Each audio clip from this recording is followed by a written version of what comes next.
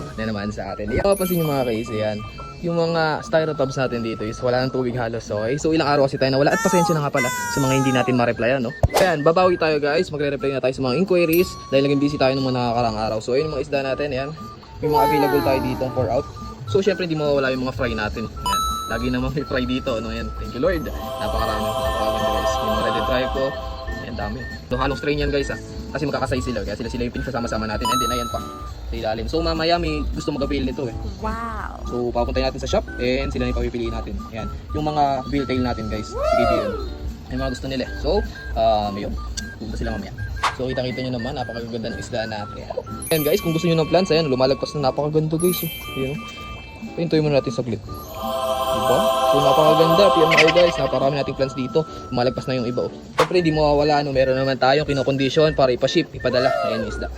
So, ayan, eto, grabe nag-anak ko. Guys, tingnan nyo. May albay nung anak, grabe. Ayun o, albay na yun, di ba? Paido? So, abangan natin to guys. Albay na yung anak, grabe, hiwalay ko to. Tingnan natin kung ikakalabasan. Ayan yung magulang yan guys, lemonade. Tingnan natin kung ano yung lalabas dito.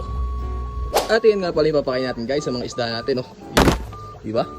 Napakaganda. So, phase type yung gagamitin natin na pagkain o form ng pagkain ng mga isda natin. Easy aquatic mixture. So, ayan, meron tong black fly larvae. Ayan guys, napakaganda sa mga isda natin nun. Ayan, oh. Yan yung mga isda natin from Sir Leo Magharing guys. Ayan, dadrapan lang natin yan. And ayan, nagagawa na. Yung food trip na agad guys. Partida busog pa yan, nakakain lang kasi ng mga yan. Ayan. Try natin gumurot dito. Lagay tayo dito. Bagsak tayo. Tingnan natin kung pupugi nila guys. Yan. Ito. Napakaganda guys. Powered by black fly larvae yan guys.